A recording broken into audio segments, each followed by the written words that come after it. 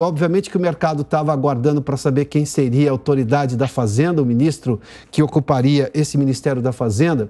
Eu já nem sei se o nome agora de Fernando Haddad chama tanta atenção depois dos 205 bilhões, juntando penduricalhos, jabutis, ter passado ali aquela PEC no Senado. Na sua opinião, seja bem-vindo uma vez mais, o que representa Fernando Haddad na Fazenda neste momento do país? Oi, Piotr, boa tarde a todo mundo que está assistindo. Bom, de fato, não foi mais uma surpresa, o nome do Fernando já vinha sendo aí veiculado já faziam algumas semanas. A própria movimentação que a gente viu, né, Fernando, indo para Brasília, acompanhando o Lula em alguns eventos, conversando com o Paulo Guedes, então isso já estava muito claro, né? Mas você tem razão, dentro da aprovação, né, do aumento do teto, de todos os penduricalhos e todo o ônus que vem junto com essa aprovação, o nome do Fernando é um acessório muito dentro dessa história, né? A política econômica aparentemente já está dada, né? Lula deixou muito claro hoje na nomeação, né, quando ele começou a dizer quem seriam os ministros, que ele ainda não começou a interferir, né? Mas na verdade já existe uma vertente muito clara do que vai ser feito, de qual é a ideia para esse próximo governo. Então o nome do Fernando realmente acaba sendo aí o Fernando é um coadjuvante hoje dentro dessa história, tanto que a gente não vai ver muito provavelmente uma grande repercussão no mercado. Agora, vale lembrar que o Fernando ele não é um policymaker, né? Ele não tem dentro da carreira dele, seja da carreira pública ou mesmo da vertente mais acadêmica do Fernando, ele não é um policymaker, uma pessoa que pense políticas públicas. Então, muito provavelmente, os nomes que virão com ele, que ainda são desconhecidos, são as peças-chave para a gente entender se eventualmente pode acontecer uma condução muito estadista ou um pouco mais liberal, muito embora a gente talvez não deva contar com essa possibilidade de uma forma muito forte. Mas talvez ele traga nomes que sejam ali um pouco mais próximos de uma política menos estatista, de uma política talvez um pouco mais afastada dessa história toda de novo desenvolvimentismo, de nova matriz econômica, de moderna teoria monetária moderna e todas essas coisas que a gente andou ouvindo falar aí direta ou indiretamente nessa equipe de transição. A Juliana Inhas é acadêmica de economia, brilhante por sinal. Juliana, me permita só pegar um trecho, antes de ouvir aqui o Mário Sérgio Lepre. Mário, eu já vou a você, mas só para ouvir um trecho um pouco mais da Juliana nos explicar esse ponto de vista. Você falou, o Fernando Haddad não é um policymaker, ou seja, ele não é um realizador, um fazedor de política pública. Ele não tem nenhuma escola econômica definida, embora isso não sei exatamente o quanto representa de ganho, mas não se conhece dele exatamente gestão econômica brilhante. Ele foi o prefeito mais mal avaliado da cidade de São Paulo, que é o terceiro maior orçamento da União, só para se ter uma ideia. Mas lá atrás chegou-se a dizer, coisa de 2 semanas, que o ministro da Fazenda de Lula será Lula. Quem estivesse à frente do Ministério da Fazenda era quase que um preposto. Isso ficou claro com essa decisão de colocar Fernando Haddad e não, por exemplo, o Henrique Meirelles, que tem, obviamente, cabeça própria, ideias próprias em relação à economia? Eu acredito que sim. Eu acho que a gente tem aí um Fernando Haddad muito mais, talvez figurativo, não? Um ministro, não que ele não vá ter participação, não que ele não vá ter aí a sua relevância, mas, de fato, ele é uma figura muito diferente de Henrique Meirelles ou de outros nomes que nós poderíamos ter à frente do Ministério, né? Para a gente ter uma ideia, até, eu não sei o quanto comparativo talvez seja válido, dado que são governos muito diferentes, mas é só a gente perceber um tanto da postura do próprio Paulo Guedes, né? Paulo Guedes é um ministro com um pulso forte, ele é articulador, mas ele entende bastante de economia, ele é um acadêmico, né? Então, quando a gente olha um tanto realmente da trajetória do Fernando e da forma como o Fernando montou a carreira dele até aqui, ele é um político, né? Ele vai para o ministério com um status, na verdade, de um político. O Lula confia no Fernando para articulações, mas realmente talvez ele não seja a pessoa mais apropriada para um ministério onde você vai precisar pensar políticas econômicas num Brasil muito diferente do Brasil que a gente já teve lá no primeiro mandato do Lula. Então é muito importante a gente perceber que talvez o importante seja ter realmente, dado que Haddad foi escolhido, a gente ter um nome forte como secretário de política econômica, para que esse secretário realmente possa fazer essas políticas, e aí nesse caso a gente espera com muita confiança que seja um acadêmico, que seja uma pessoa técnica que entenda o que está fazendo, para que a gente consiga ter realmente uma política econômica sólida, porque o Brasil vai precisar dessa política. Ele vai precisar dessa política porque 23 não é um ano trivial, porque o cenário externo é muito diferente do cenário que a gente já teve, porque novos desafios aparecerão. Então a gente realmente precisa ter um político, uma articulação política fundamental, isso ninguém duvida, mas a gente precisa também ter decisões técnicas. Fernando certamente está muito mais na cabeça do Lula, olhando para a parte técnica. Agora, intervenções muito provavelmente vão acontecer, porque o Lula já disse claramente nas linhas e entrelinhas quais são as políticas que ele espera. Então, ele está trazendo um ministro que execute direto ou indiretamente aquilo que realmente ele pretende. Obrigado, Juliana. Eu queria justamente ouvir um pouco, antes de levar para uma análise política também. Já está conosco o Paulo Ganin também. Deputado, seja bem-vindo. Já vou ao senhor também, mas, Mário Sérgio, obrigado. Vamos lá. Se a gente olhar para a crise de 2015 e 2016, e a gente não vai esquecer dela, porque a gente ainda paga o preço dela, Michel Temer trouxe Ilan Goldfein no Banco Central, e aliás, um acadêmico brilhante, um economista brilhante, e depois também Henrique Meirelles na Fazenda. A continuidade da recuperação econômica veio um nome como Paulo Guedes, que as pessoas podem gostar de um ponto ou de outro, mas não se pode negar a competência econômica dele e a recuperação do país antes da média do mundo depois dessa pandemia. Bom, e que mudou o paradigma brasileiro, ou seja, um país de liberdade econômica, de menos intervenção do Estado, e que deu certo, diga-se de passagem.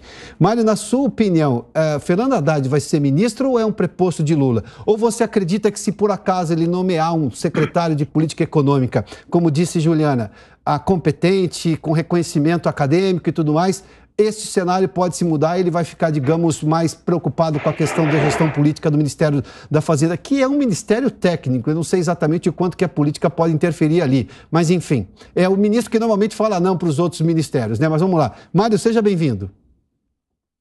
Boa tarde, Piotr. Boa tarde, deputado Paulo Ganini. Boa tarde, Juliana. Boa tarde a todos os nossos telespectadores. Viu, Piotr, é o seguinte... Eu acredito que realmente nós vamos ter um retrocesso nessa área econômica. Eu diria para você em todas as áreas, né? Mas nessa área econômica é muito triste o retrocesso, porque, na verdade, é o que você falou. Tem um cheiro aí de Dilma, né? Como Henrique Meirelles, que estava sendo articulado. Na verdade, parece que o Henrique Meirelles meio que ele se articulava, né? Apoiou Lula já na tentativa de ser aquele que seria, chama o Meirelles, né? Como ele já dizia lá atrás. E ele percebeu que não era nada disso. Ele percebeu que esse governo ele vai ser um governo, eu diria, pior do que aquilo que a gente teve de Lula eleito em 2002. Porque o Lula ele já tem muita clareza de que a sustentação dele é uma sustentação fisiológica. Então, por ser uma sustentação fisiológica, é aquela troca, né? Aquela política antiga e que nunca saiu da moda, mas que parece que agora no governo Bolsonaro você tinha um certo distanciamento dela, mas a tendência do Lula é realmente, ele percebeu isso e ele traz isso com muita clareza. Como assim? A necessidade de ter um apoio parlamentar, que é aquele apoio em que eu vou liberar coisas, o que você precisa, a própria criação desse Ministério da Indústria, Comércio, Turismo, Serviços, né, que ele vai criar aí, que não tem o nome ainda indicado hoje, mas já é essa lógica, né? Por quê? Porque é aquele ministério que vai exatamente no varejo. O varejo é quando você chama um setor e olha, o que precisa aí? Então você resolve pontualmente o problema do setor. sem olhar para aquilo que é o interesse público, o interesse geral. Então, me parece que esse gabinete que o Lula está montando, ele está nessa direção. E o Fernando Haddad, é isso que você falou, que a Juliana já tinha colocado aí. Como assim? Ele é um poste. Ou seja, quem vai ser o ministro que vai atuar efetivamente é o próprio Lula. Então, eu não tenho dúvida disso. Então, ele precisa de pessoas que serão paus mandados, que, na verdade, vão fazer aquela política que é uma política muito ruim, política econômica ruim, e me parece que a política, de modo geral, é muito ruim. A gente está vendo aí os outros nomes que também, né, que estão sendo indicados hoje, e que são nomes que a gente percebe que é justamente aquela volta ao modelo anterior, em que você tem a necessidade de chamar partidos, negociar pontualmente interesses de setores que não são interesses públicos. Então, Fernando Haddad, na verdade, vai ser um ministro da Economia, eu vou ser sincero, que retorna à lógica da nova matriz econômica. Eu acho que isso aí, os economistas têm muito mais possibilidade de falar do que eu, mas me parece que tem um cheiro de você segurar a inflação através de diminuição de tarifas de Petrobras, tarifas de combustíveis, energia elétrica, dinamitando a empresa e aí fazendo aquilo que é uma inflação que vai vir pro futuro. Então, é muito triste. Eu diria que essa nomeação foi exatamente antes do jogo, exatamente por conta disso. Porque você joga esses nomes como cortina de fumaça. Então vem o jogo e aí automaticamente você já tem a tragédia anunciada e a tragédia me parece que nesse momento é total, né? Então esse é o ponto. Então se contava que o Brasil ia adiante para, digamos, diminuir o debate político porque a população estaria preocupada com a Copa do Mundo. Bom, deu errado nisso, né? Paulo Ganini, deputado federal, seja bem-vindo uma vez mais. Ganini, qual a sua análise? Só vou pegar um trecho aí do que disse o Mário Sérgio Lepre. Aí ele fez menção aos setores que normalmente iam a Brasília antes do governo Bolsonaro, é bom se lembrar esse fato, que iam lá para pedir alguma coisa. Preciso reduzir um determinado imposto que impacta a cadeia produtiva daquele setor. Bom, conseguia alguma parte disso e voltava e dizia que tinha feito uma grande coisa. Eu me lembro que uma vez fui participar de um evento, se não me engano, aqui na FEComércio São Paulo, e falei, enquanto vocês forem lá com o Pires na mão e não discutirem políticas de Estado, ou seja, de redução de carga tributária, de simplificação econômica, a gente não vai melhorar em nada. Perceberam isso e começaram até a participar do debate. A gente avançou nesse aspecto agora no governo Bolsonaro com o ministro Guedes. Na sua opinião, Fernando Haddad vai ser o quê como ministro da Fazenda? Boa tarde a todos, boa tarde, Piotr, boa tarde aos nossos ouvintes aqui. É um prazer estar aqui de novo com vocês.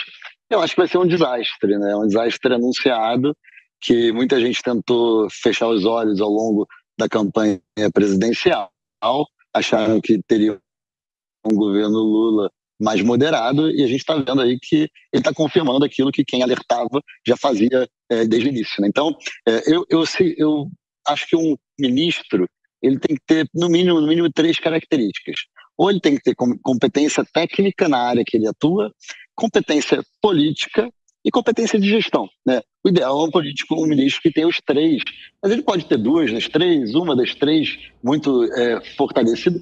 O Haddad ele não tem nenhuma das 3, né? Ele não entende nada de economia, as ideias dele são ruins. Ele, como gestor, já mostrou, tanto como prefeito, inclusive como ministro também da educação no passado, que não é competente. Bom, ele pode até ter algum conhecimento político, mas até mesmo eleitoralmente a gente vê que ele não é alguém com relevância. Então, assim, justificar. Eu até posso discordar de outras nomeações por conta de diferença ideológica, mas você pode até justificar a nomeação tecnicamente quando você fala, olha, tudo bem, eu, Paulo, que sou alguém de direita, mais liberal, discordo de alguém que foi indicado pelo Lula. Mas o cara tem competência técnica, tem experiência na área? Tem. Ok, eu poderia, não seria o meu nome, mas dá para justificar. O Haddad não dá para justificar de forma alguma.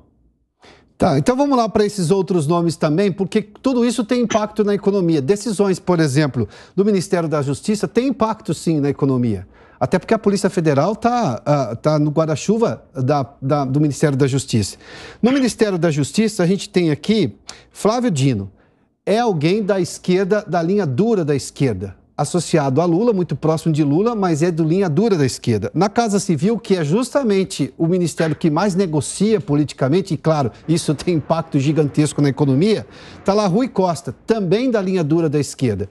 Juliana, começo com você. Com esses dois nomes, olhando obviamente para o aspecto de recuperação econômica, no fundo, tudo termina na economia. Porque você precisa de recursos para fazer programa social, você precisa de recursos para você fazer investimento, você precisa de recursos. E se uma economia vai mal, não tem outra área que consiga ir bem. É impossível isso acontecer, a menos que a gente crie factoides, narrativas, enfim. Mas tudo isso que o brasileiro já descobriu que não funciona. Na sua opinião, esses nomes mais linha dura ajudam ou atrapalham nesse momento? Olha, eu temo a acreditar que eles podem mais atrapalhar do que ajudar. Né? A gente sabe que, enfim, primeiro tem toda a questão das pressões que os grupos fazem, né? A gente sabe que o pessoal da linha de esquerda, um tanto mais dura, acredita com convicção em alguns tipos de teorias que não tem nenhum tipo de embasamento, né? Então o Paulo falou isso muito bem, a gente sabe muito bem como que funciona essa história de novo desenvolvimentismo, de como que isso impacta, essa nova matriz econômica impacta dentro da condução da economia ao longo do tempo. Então eu temo acreditar, tendo a acreditar que existe aí uma possibilidade de atrapalharem, especialmente porque você vai ter pressões específicas que talvez sobrecarreguem aí, gerem demandas adicionais para o Ministério da Economia, que, como a gente já bem falou aqui, não está hoje sendo entregue na mão de um técnico, né? Ele está sendo entregue na mão de um político. Né? Então, qual é o tamanho, né, do poder de negociação que o Fernando vai ter frente aos outros ministros para conseguir conter alguns tipos, fechar algumas torneiras que podem naturalmente se abrir e que vão contribuir muito negativamente ao longo do tempo para esse desenho de Brasil que a gente quer ter, né? Para essa tentativa de volta ao crescimento. Mário, vamos lá. Tomando pela lógica de que um ministro é normalmente, por mais que ele seja alguém até ligado à política, mas é o assessor de primeiro escalão do presidente naquela área, normalmente ministros brigam por ideias. Nós estamos aqui com receio de que Fernando Haddad não seja capaz de brigar por ideias que ele, porventura, tem em relação à economia, em relação ao presidente da República. Se a gente olha agora para esses ministros da Casa Civil e também da Justiça, o que parece é que nenhuma outra ideia vai adiante que já não seja do próprio Lula, porque eles são muito ligados politicamente. O que é pior? Ter um ministro que tem uma ideia que não consegue ir adiante porque o presidente não vai aceitar, porque ele é o ministro daquela área de fato, não no caso da Fazenda, ou ter ministros que já são linha dura e não vão aceitar ideia diferente de ninguém? Então, Piotr, olha, eu não escutei, era para eu falar, né? Isso, né? Exatamente, Mário, é você. Tá, eu escutei só o finalzinho aí. Eu refaço a pergunta, não tem o menor problema. Porque nós estamos aqui preocupados que Fernando Haddad, porventura, as ideias que ele tenha na economia, pode ser que não vão adiante, porque o presidente Lula é exatamente quem vai ser o ministro da Fazenda. É esse o entendimento que nós estamos tendo nesse momento, né? É um entendimento que o mercado está tendo já há muito tempo. Até porque ele não tem um histórico, digamos, como um acadêmico renomado de economia, um operador de mercado, não é exatamente a área dele, não é o que ele demonstrou até agora. Então, se ele tiver boas ideias, essas ideias podem parar porque o presidente vai dizer não aceito. Embora ele seja o ministro da Fazenda, é um assessor de primeiro escalão, mas ministros normalmente convencem o presidente de ideias boas. Agora, no caso... Isso. Agora, no caso da Justiça e no caso da Casa Civil, eu tenho ministros que, por exemplo, qualquer outra ideia que seja diferente não vai adiante porque eles já são de uma esquerda dura, de uma esquerda muito próxima de Lula. O que é pior, o ministro que tem uma ideia boa e não consegue convencer o presidente ou o ministro que não aceita ideia nenhuma de ninguém que venha de baixo? Então, porque, veja, esses ministros linha dura, eles são muito perniciosos, né? Por que eu digo isso? Por exemplo, você pegar o Flávio Dino, na área do Ministério da Justiça e Segurança Pública. Ele fez questão de manter o Ministério da Segurança Pública, que poderia ser desmembrado, junto ao Ministério da Justiça. Por quê? Porque tem uma atuação muito de linha esquerdista nessa área. Como assim? É a questão de desarmamento, é a questão da própria atuação do policial, é a questão da desmilitarização das polícias. Então tem uma série de políticas de esquerda que eu acho que quando o ministro é linha dura, serão políticas que têm uma tendência muito forte de serem implementadas. Eu vejo assim, Piotr, eu acredito que o governo Lula 3, vamos dizer assim, é um governo que retrocede muito. Eu diria até que é até uma novidade. Por quê? Porque agora a impressão que eu tenho é que há sim uma tendência mais clara na direção de que precisamos esquerdizar o Brasil. É isso que está muito claro. Eles têm porque eles não fizeram isso direito nos governos anteriores, principalmente o governo Lula I. O governo Lula II já foi uma mistura de fisiologismo, já uma economia muito ruim. Dilma já foi uma tragédia.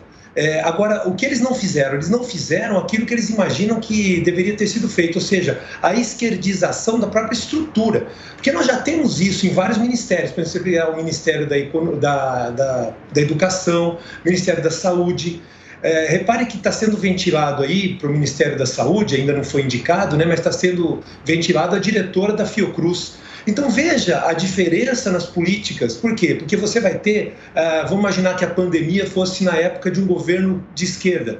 Então você teria aquela lógica muito mais impregnada de fique em casa, como o modelo argentino. Então, se você imaginasse um governo de esquerda na gestão da pandemia, nós teríamos, sem dúvida alguma, políticas de fique em casa ad infinito, segurando pessoas, proibindo, impedindo pessoas de agir, inclusive o Ministério da Justiça aí atuando para prender pessoas, violando o artigo 5º da Constituição. Então, é isso que me deixa muito triste. Por quê? Porque quando você vê esses nomes nessas outras áreas, né, você percebe exatamente a esquerdização, a ideologia de esquerda muito mais forte nesse governo Lula III.